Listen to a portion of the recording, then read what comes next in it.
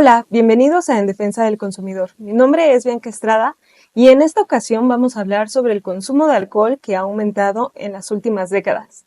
Los daños físicos y sociales provocados por su consumo obligan a repensar políticas públicas para regular las bebidas alcohólicas y también a emprender una campaña que todas y todos tomemos conciencia de los múltiples riesgos que conlleva para nuestra salud. ¿Cuál es el límite? Acompáñenos a averiguarlo. En este espacio hemos hablado en repetidas ocasiones del problema que representan los plásticos para la salud y el medio ambiente. También, con frecuencia, hemos denunciado las consecuencias de la industrialización de estos alimentos.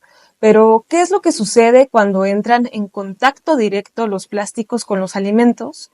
¿Qué ocurre cuando se calientan, por ejemplo, en un recipiente de plástico?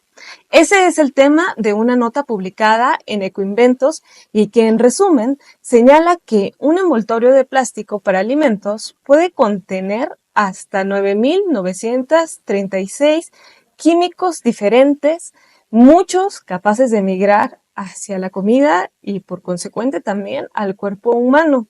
Estas sustancias incluyen bisfenol A y talatos, que son identificados como perturbadores endocrinos, y miles de compuestos no regulados o aún no identificados.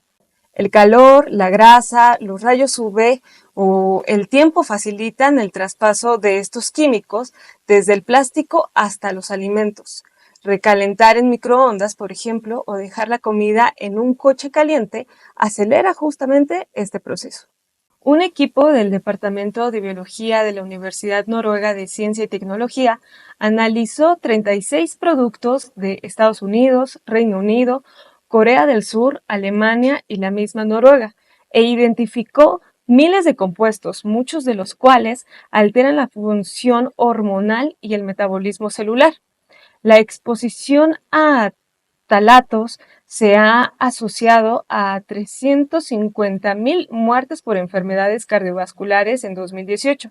También se han vinculado con la obesidad, la diabetes y también la hipertensión.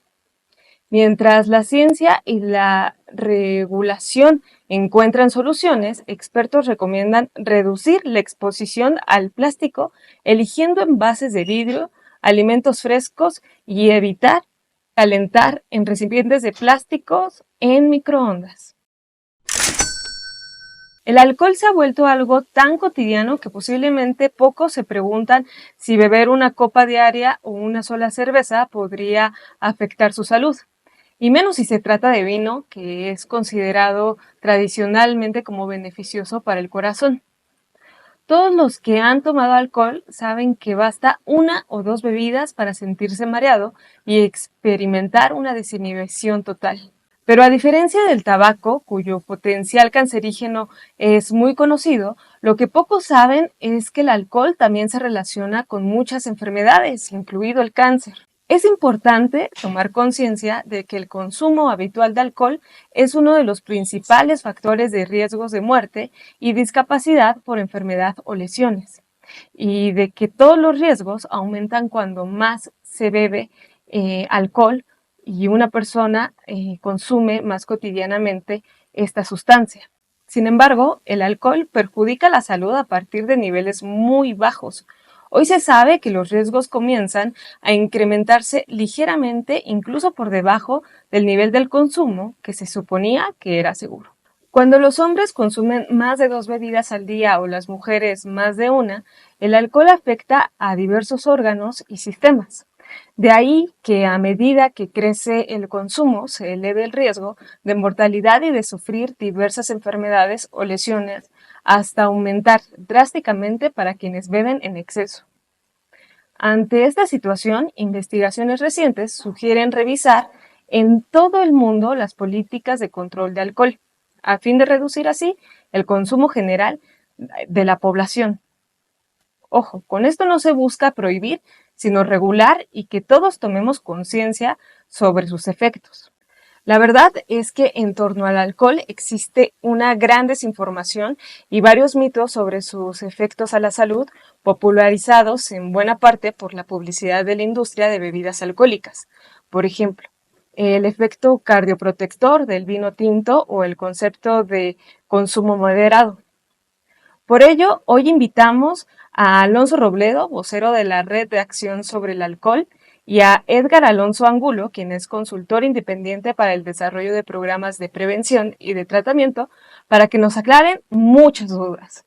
¿Qué hay de cierto en estos mitos y cuáles son en realidad los efectos del alcohol en nuestro organismo? Bien, pues para hablar sobre este importante tema me acompañan Luis Alonso Robledo, que es vocero de la Red de Acción sobre el Alcohol, RASA, y Edgar Alonso Angulo, consultor independiente para el desarrollo de programas de prevención y tratamiento en contra del alcoholismo. Pues quisiera empezar esta entrevista preguntándoles acerca de por qué el alcohol es tan dañino y pues cómo actúa sobre el organismo. Preguntas de pronto tan básicas, pero que damos por sentado. Claro que sí. Uno de los problemas que tiene el alcohol es la normalización del consumo. Al ser una droga legal, tiene una percepción de riesgo baja. ¿Qué es el alcohol? Es un depresor del sistema nervioso central, es decir, duerme el cerebro, y al dormir el cerebro a veces tomamos decisiones bajo el efecto de un cerebro sedado, y eso es lo que nos arriesga a que haya tantos accidentes y muchas consecuencias, pero no son las únicas. A lo largo del consumo crónico también tiene efectos en la salud biológica del cuerpo, en el físico, daños hepáticos, daños neurológicos, fisiológicos, una gran cantidad de afectaciones. Y ahora me gustaría saber, el alcohol fue el 7º factor de riesgo principal en el mundo, tanto de muertes como de discapacidad por enfermedad, como de lesiones. ¿Qué enfermedades representan un mayor riesgo? Fíjate, Bianca, y retomo un poco lo que comentaba Edgar, justamente creo que de repente perdemos el foco cuando normalizamos las bebidas alcohólicas, ¿no? Cuando normalizamos el consumo de alcohol. Y en ese tenor, los efectos, las consecuencias, los daños, pues evidentemente trascienden no solamente lo biológico, sino también se van a lo físico, a lo social, a lo familiar, a lo legal, al comunitario. Cuando hablamos digamos como de los efectos y de que representa un factor de riesgo, pues solamente te diría que 6 de las 10 principales causas de muerte en México están relacionadas con bebidas alcohólicas, ¿no? De ese tamaño. Encontramos enfermedades del corazón, encontramos enfermedades renales, o sea, es decir, es amplio el asunto. Si esa relación entre el alcohol y la salud, por ejemplo, o los daños que se asocian, no los exhibimos, no los mostramos, pues podemos seguir transitando por la vida pensando que no pasa nada si bebemos, ¿no? Pero sí pasa, incluso cuando solamente bebemos una copa, aunque tú no lo sientas, finalmente, lo decía bien Edgar, al ser un depresor del sistema nervioso central, ya inmediatamente cuando tú tomas una copa ya estás intoxicado, aunque tú no lo sientas. Entonces, evidentemente, eso hace que tus reflejos bajen, ¿no? Que tomes decisiones. Tengo un amigo que habla de estas cosas como una capa de cebolla, ¿no? Se toma como una cebolla, tomas una bebida alcohólica y te vas por la primera capa, empiezas a desinhibirte. Tomas otra bebida y entonces empiezas a tomar decisiones como más a la ligera. Tomas otra bebida y entonces empiezas a ver cómo disminuyen tus reflejos, tus reacciones, tus actos y cómo tomas decisiones, digamos, de repente malas decisiones, ¿no?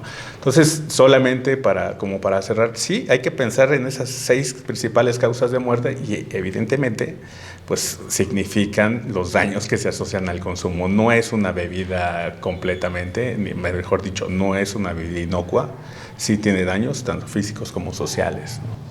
De pronto nos queda muy por sentado, por toda la publicidad que nos rodea, que, por ejemplo, el fumar causa cáncer.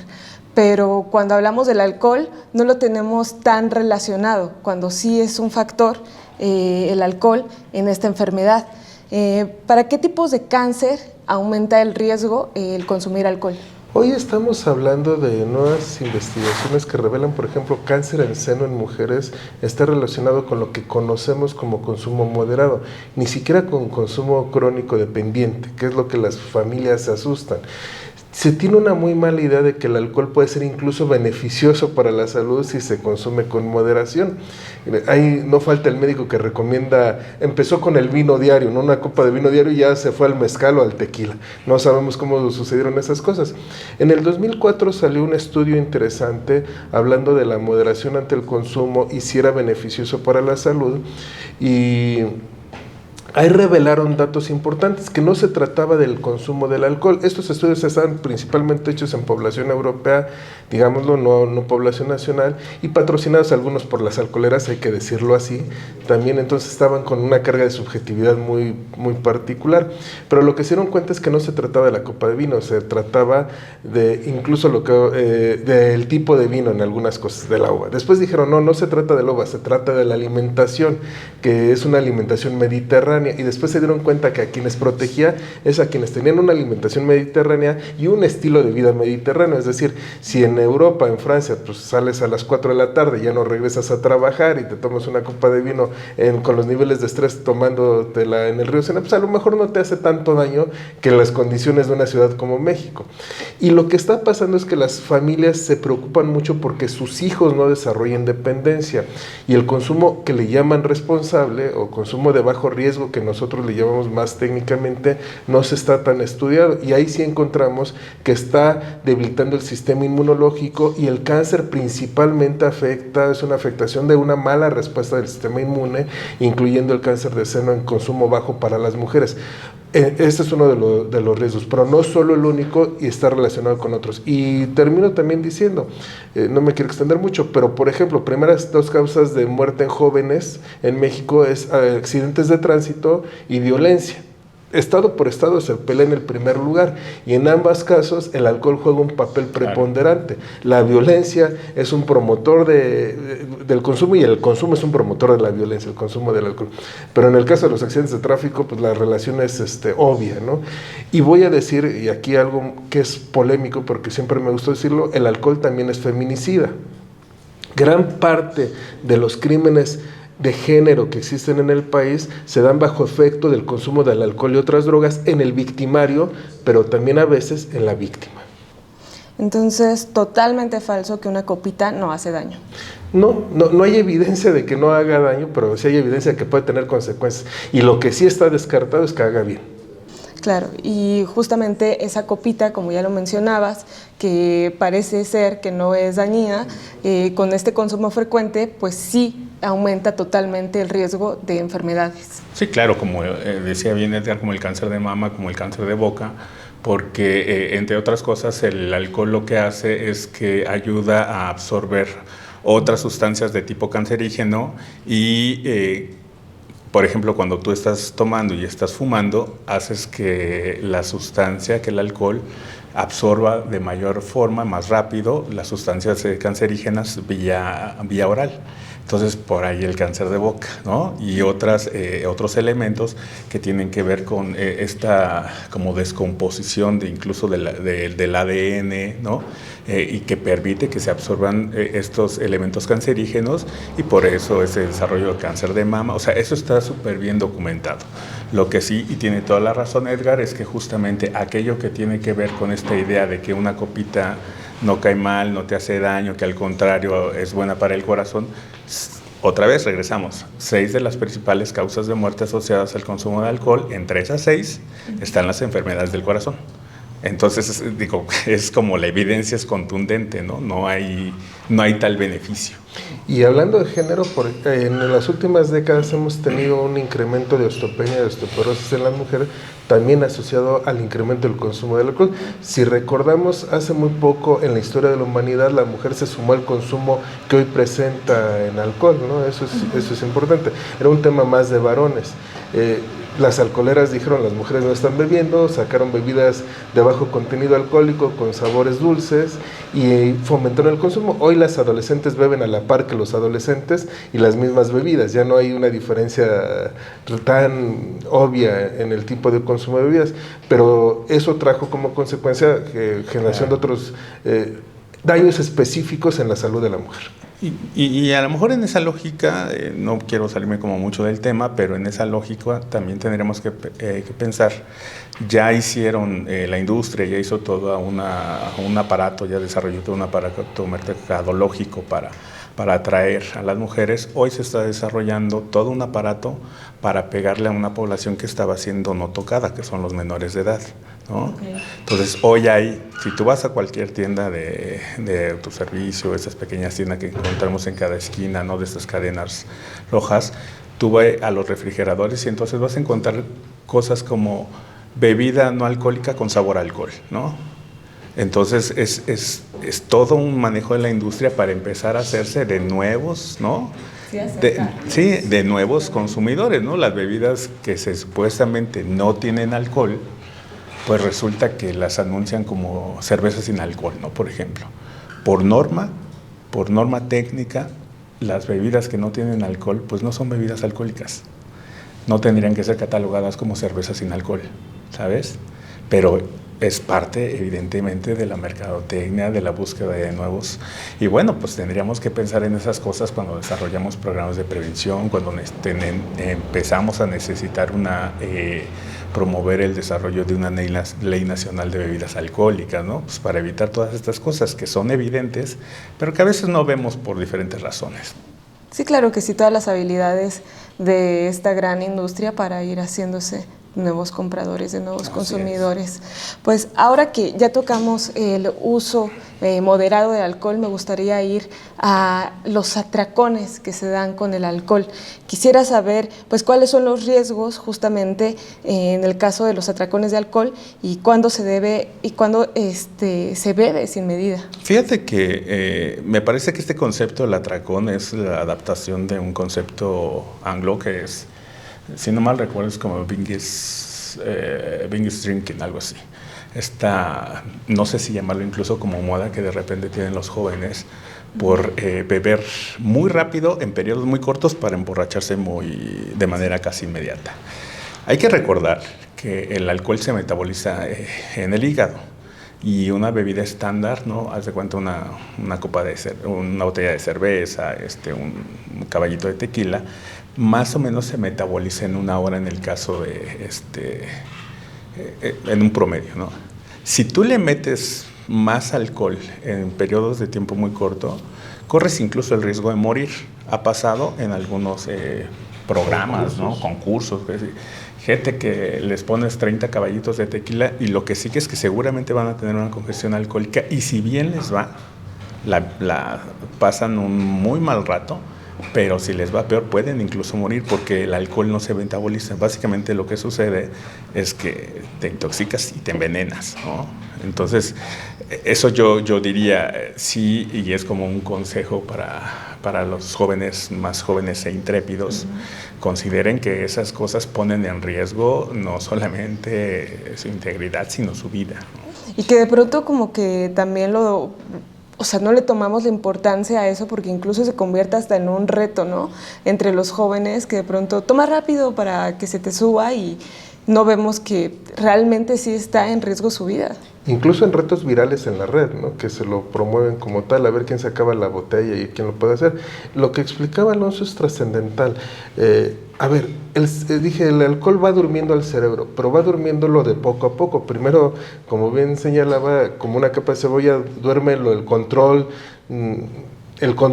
general, digamos, nos desinhibimos. Luego va durmiendo el control motor fino, ya somos un poco más torpes, perdemos capacidad de reflejo. Luego va durmiendo el control motor fuerte, ya no podemos caminar, hablar con fluidez, ya no tenemos sensación de gusto, entonces podemos comer cosas en estado de putrefacción y nos hace daño. Por eso muchas de las personas que se intoxican al día siguiente se sienten mal en el estómago, no solo por lo irritante del alcohol, sino porque comen alimentos descompuestos que no se identifican. Está el olfato dormido, está el gusto dormido, pero si sigo durmiendo el cerebro, puedo dormir los controles que regulan la respiración, entonces viene pues la muerte, ¿no? O el coma en algún algunos casos y después la muerte.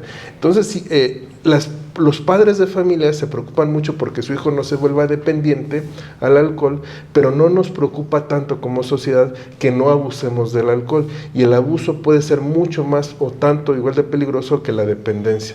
Esto que tú llamas como atracones, el abuso fuerte en un momento puede ser mortal, pero puede también tener consecuencias de discapacidad permanente. Okay. Y ahora, ¿cuál sería la solución? ¿Bajar el consumo de alcohol o de plano dejar de tomarlo? Y es una buena pregunta. A ver, lo que sí tenemos que hacer es un replanteamiento. Hay quienes les dicen a los jóvenes que se les tiene que enseñar a tomar. Yo lo que sostengo es que se les tiene que enseñar a no tomar, o que no es necesario tomar para vivir la juventud con las máximas expresiones. Ellos tienen derecho a amar, a hacer ejercicio, a divertirse, pero el alcohol se ha metido en la entraña misma de la sociedad como un socializador, y le damos un lugar que no le corresponde. Si tú ves en las casas, el lugar más privilegiado de los hogares, sean humildes o muy poderosas familias, es donde se guardan las botellas, ¿no? Y si tienes recurso, la botella más cara de colección, que puede valer miles de pesos, casi se vuelve en un centro de idolatración. Es el lugar que le damos como sociedad.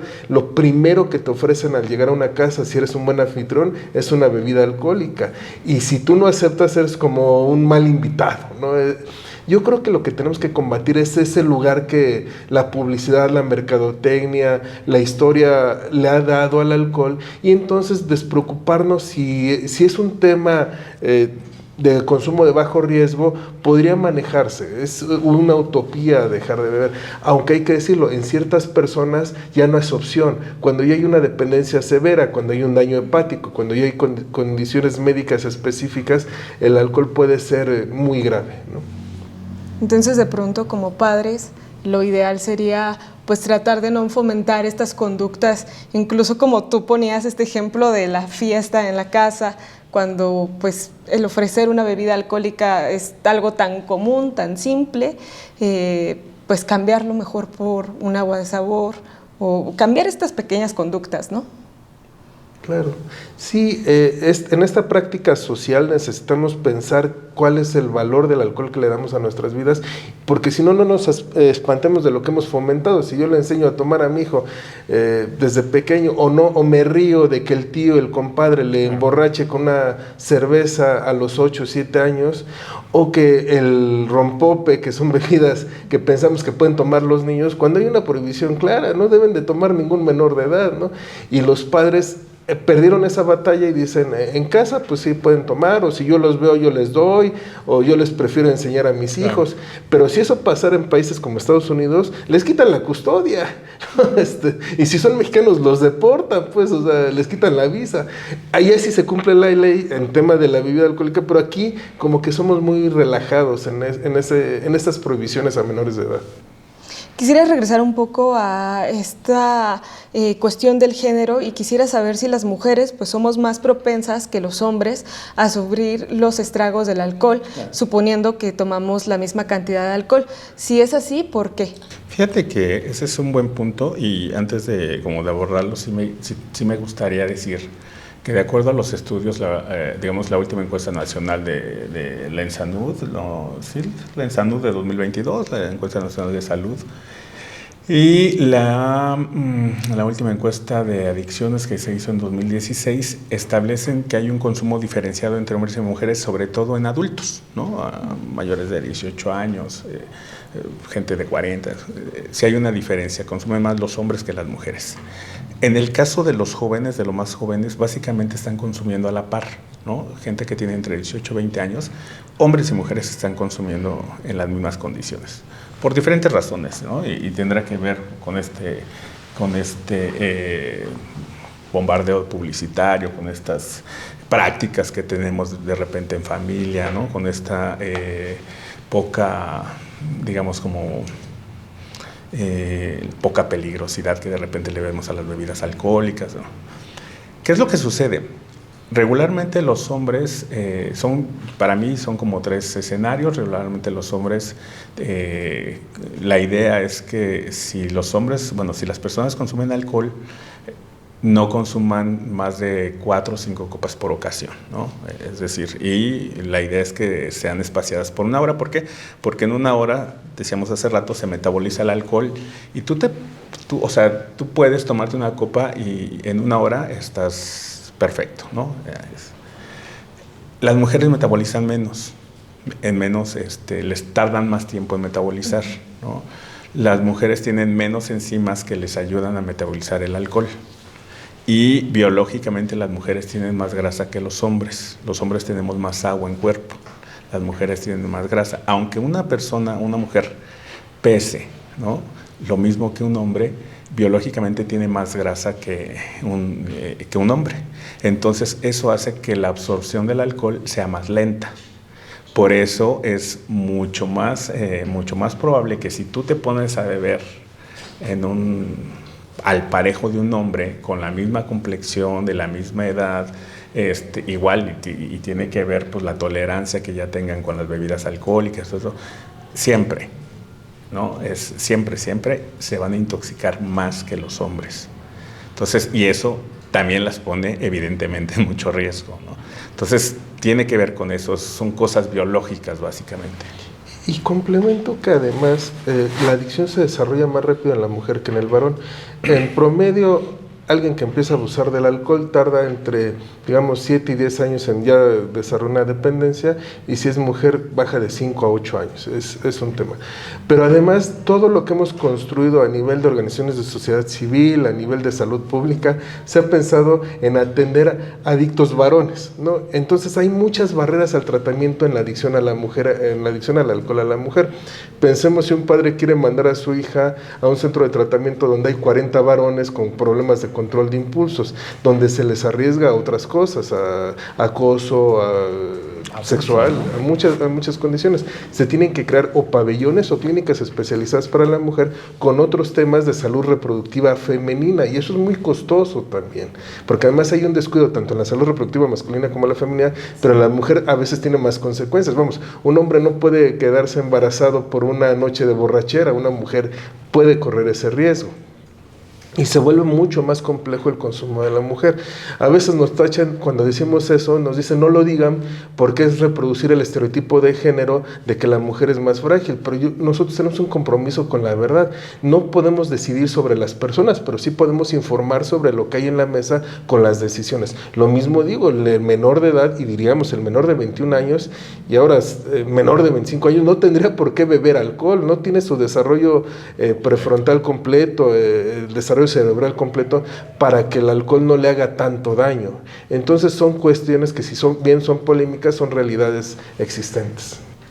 Y ahora finalmente me gustaría saber, pues, ¿dónde podemos encontrar información y recursos para ayudar a todas estas personas que desean cambiar sus hábitos de consumo de alcohol o sobre los tratamientos que podrían funcionarles? Fíjate que yo, antes de entrar justamente a eso, quisiera solamente acotar que yo como vocero de la Red de Acción sobre Alcohol, sí me gustaría decir que necesitamos desarrollar políticas públicas, ¿no? Hoy no hay una ley general para el control de bebidas alcohólicas. Digo, y lo acabamos de ver en Semana Santa, es decir, la Ciudad de México tuvo ley seca, ¿no? Pero no todas las delegaciones, todas las alcaldías tuvieron ley seca. Sí, solamente algunas. ¿No? O sea, solamente algunas. Y unos días, creo que solamente fueron 4 las que tuvieron ley seca. 4 días o 3 días, y las otras 1 o 2, o sea. Pero el Estado de México tampoco tuvo ley seca. O sea, es decir, hay un vacío legal que permite que cada entidad, cada federación, cada municipio actúe de acuerdo a su conveniencia. Por eso nosotros insistimos desde la sociedad civil de la Red de Acción sobre Alcohol en esta necesidad imperante de desarrollar una ley, ¿no? Una política nacional del control de bebidas alcohólicas que permita disminuir, o sea, es decir, está visto, organismos como la OMS establecen que hay elementos como control de la publicidad, este asunto de la publicidad en exteriores, incluso los propios impuestos, que sí son efectivos para reducir el consumo de bebidas alcohólicas, ¿no? Entonces, ¿dónde encontramos información? Bueno, primero te diría, yo pongo eso en la mesa, sí necesitamos esta ley, hemos exhortado, estamos trabajando con autoridades, pero sí necesitamos hacer un exhorto más concreto, más firme, más constante, ¿no? Para establecer esta necesidad. Y bueno, nosotros tenemos una página, es accionsobrealcohol.org, en donde pueden encontrar mucha información, ¿no? Y bueno, hay otros lugares ya como a nivel para ejercicios y procesos de tratamiento que, bueno, existen de manera particular, de manera privada, ¿no? De manera pública, a los que la gente se puede acercar, ¿no? Creo que ahí Edgar tiene como mucha más experiencia en eso. Hay un tema interesante. Cuando la persona desarrolla un problema con el alcohol, no lo diagnostiquemos si es abuso leve, moderado, severo, dependencia leve, moderado, severa, no se entiende como un problema de salud. Las adicciones, y en particular la adicción al alcohol, es la única enfermedad a la cual las personas no acuden a tratamiento o no quieren acudir al tratamiento. Y la negación es tan poderosa que no aceptan estar enfermos. Si a mí me dicen tienes diabetes, uno va corriendo al médico, sálveme, ayúdeme. Si uno tiene un COVID, pues busca los recursos. Pero si le dicen tienes alcoholismo o dependencia o tienes un problema con el alcohol, lo primero que haces no es cierto y no necesito ayuda. Si hoy quisiéramos atender a toda la población que tiene un problema con el alcohol, no nos daríamos abasto. ¿Qué solución han tenido los gobiernos en todo el mundo? Es decir, el tratamiento no es para quien lo necesita, sino para quien lo solicita, lo cual deja mucha población vulnerable a dos cosas: a la falta de atención o atención de malas prácticas. Y aquí quiero ser muy enfático, tengamos mucho cuidado, porque hay muchos mitos y leyendas ahorita con malas prácticas de personas no profesionales atendiendo el tema, que van desde ayahuasca hasta rituales y que les meten sustancias y que les meten sueros que no sabemos qué contienen. Lo que les pido a la población es que se acerquen con un especialista, que revisen sus credenciales, que busquen organizaciones que tengan los avales de CONASAMA, que busquen en las páginas oficiales del gobierno. Antes de llevar a alguien, tiene que estar bien diagnosticado, porque depende del diagnóstico es el tipo de tratamiento recomendado. Y esto es importante porque a veces algunas clínicas tienen la mala praxis de que internan a los chicos cuando solo fue un momento de abuso y lo que necesitaba era consejería, y no internan a los que necesitan dependencia porque ya son muy problemáticos, ¿no? Entonces depende el grado de avance del problema, es el grado de intervención. Lo que les pedimos es, por favor, confíen en los especialistas, revisen sus credenciales, busquen las páginas oficiales y busquen que tengan las acreditaciones necesarias. Pues ahí está, no hay pretexto para no acercarse, para informarnos sobre todo. Y pues les agradezco muchísimo esta conversación, muy, muy reflexiva, sobre todo en estas conductas que de pronto damos por sentado o damos muchas acciones que parecen ser buenas cuando en realidad sí están afectando nuestro organismo. Gracias por el espacio. Les agradezco muchísimo. No, gracias a ti. Muchas gracias por acompañarnos, sobre todo para refutar todos estos mitos que hay acerca del consumo de alcohol. Yo soy Bianca Estrada y agradezco a Karen Castillo por haberme ayudado en el guión de este programa, y pues estoy aquí en representación de mi compañera Montserrat Antúnez, quien la próxima semana ya estará de regreso en este espacio. Que tenga usted un excelente día y una excelente semana. Nos vemos. Hasta la próxima.